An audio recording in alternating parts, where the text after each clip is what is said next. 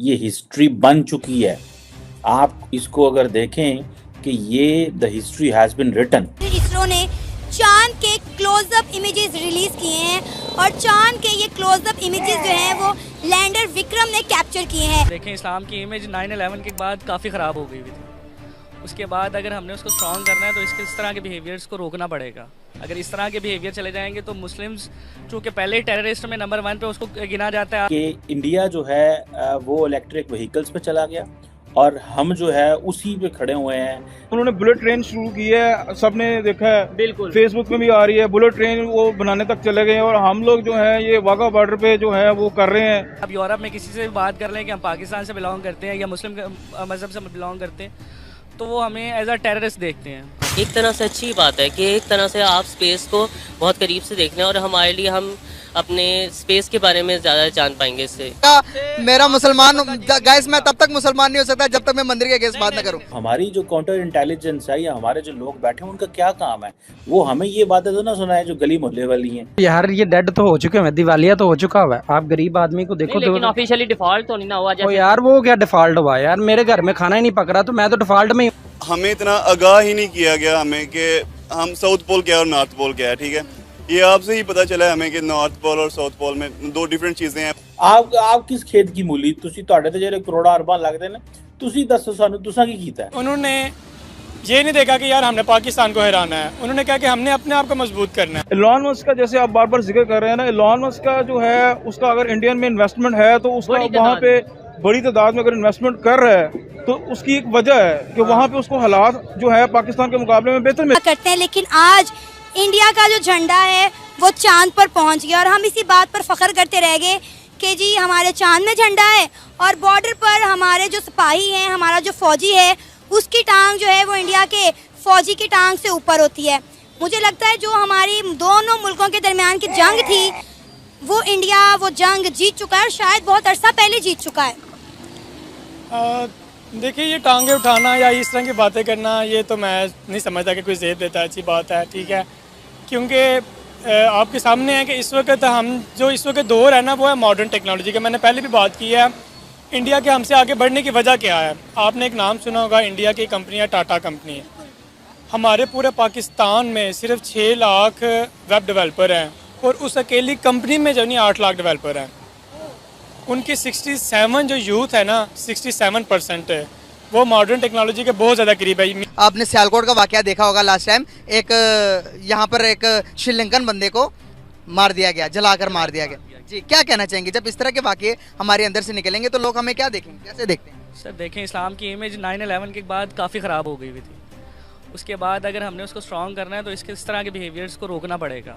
अगर इस तरह के बिहेवियर चले जाएंगे तो मुस्लिम्स, चूँकि पहले ही टेररिस्ट में नंबर 1 पे उसको गिना जाता है। आप यूरोप में किसी से भी बात कर लें कि हम पाकिस्तान से बिलोंग करते हैं या मुस्लिम मज़हब से बिलोंग करते हैं तो वो हमें एज अ टेररिस्ट देखते हैं। हमारा एक पॉजिटिव इमेज नहीं है उनके सामने। हमें उनके सामने रखना या ना रखने की ज़रूरत नहीं है कि हम उनके सामने अच्छे बनने, लेकिन आपको खुद का ज़मीर क्या कहता है। अगर हमारा खुद का ज़मीर इस तरह कहता है कि हम इस तरह लोगों को नुकसान पहुँचाएँ, उनकी इबादत गाहों को नुकसान पहुँचाएँ, किसी के मज़हब को नुकसान पहुँचाएँ, तो लेकिन इस तरह तो हम इंसानियत से खारिज हो जाएंगे। कोई भी मज़हब है, देखें क्रिश्चियनिज़म है, हिंदुज़म है, मुस्लिम्स है, जो भी मज़हब है, इस्लाम, उनका जो पहला दर्स होता है वो इंसानियत होता है। इंसानियत अगर नहीं है तो आप किसी भी मज़हब से बिलोंग रख लें, आप कुछ भी नहीं कर सकते। आप मैं कोलंबस ओहायो में गया हूँ, वहां पे 2-3 लोग मुझे भारत से, मेरे हिंदू भाई वहां मुझसे मिलने आए सिर्फ इस वजह से कि वो आपका प्रोग्राम देखते। ये मेरे लिए ऑक्सीजन है। ये उसकी वजह इतना प्यार करते हैं जिसकी हद नहीं। और मैं आपको पता ही है मैं भारत जाने वाला हूँ, बल्कि जल्दी जाने वाला, सितंबर अक्टूबर में जाने वाला हूँ। और उसमें मैं बात ये बल्कि करना चाहूंगा कि मैंने मोदी जी की स्पीच सुनी जो उन्होंने लाल किला से दी, रेड फोर्ट से। मैं हमेशा ये कंपैरिजन नहीं करता बल्कि ये बताता हूँ, खास कर मेरे जो चंद अगर पाकिस्तानी भाई मुझे देखते हैं, कि इंडिया के मॉडल को खुदारा कॉपी करें, देखें उनकी तरफ। बल्कि मैंने पहले भी आप एक दफा कहा था कि मोदी जी जैसी लीडरशिप चाहिए, नेशनलिज्म चाहिए मोदी जी वाला।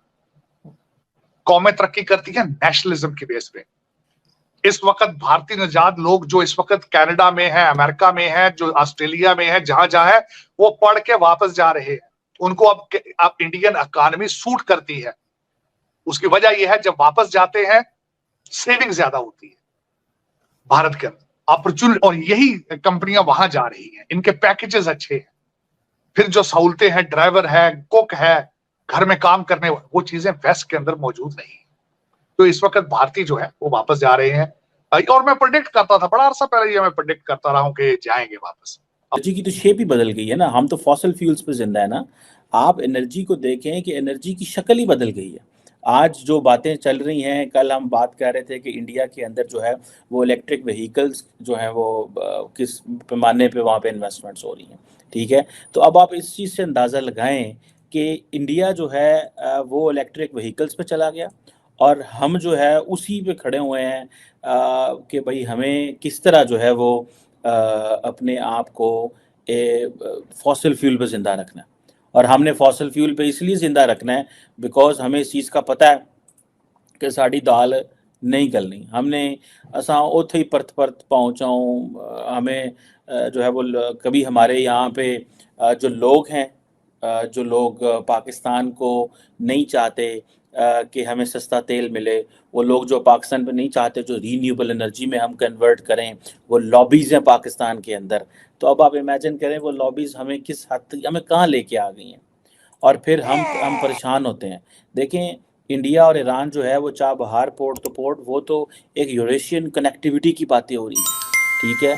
आज जो चाबहार पोर्ट है वो ऑपरेशनल है, ठीक है, लेकिन इसका जो जिसे वो कहते हैं ना कि यूएस सैंक्शंस की वजह से सारी बात है, चीज़ें जो हैं उस तरह नहीं चल पा रही। इंडिया भले जो भी है लेकिन उस तरह वो नहीं काम कर पा रहा।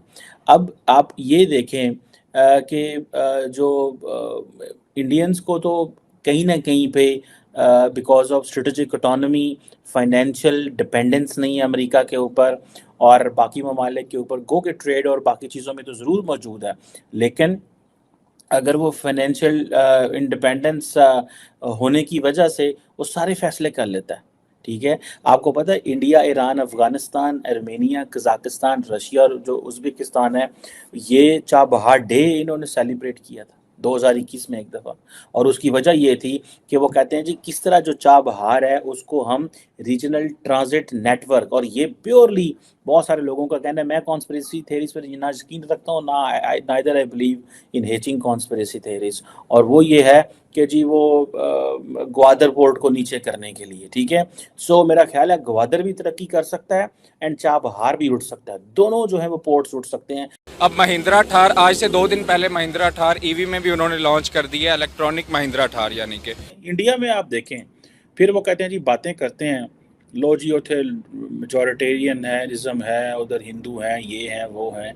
इस वक्त दुनिया की सारी ऑटोमोबाइल्स कंपनी इंडिया पहुंच रही हैं। कहते हुए शर्म आती है कि हम आजाद हैं या नहीं है, पाकिस्तान बनाया है या नहीं है, मैं खुद इस चीज पे कंफ्यूज हूँ। देखिए ना, जितनी बिगेस्ट कंपनीज है उनके सीईओ जो प्रोड्यूस कर रही है, इंडिया कर रही है, तो पाकिस्तान को कहाँ कोई देखेगा भाई। रिलीजन को जब तक हम पीछे नहीं छोड़ेंगे, पीछे का मतलब ये नहीं कि आप उसकी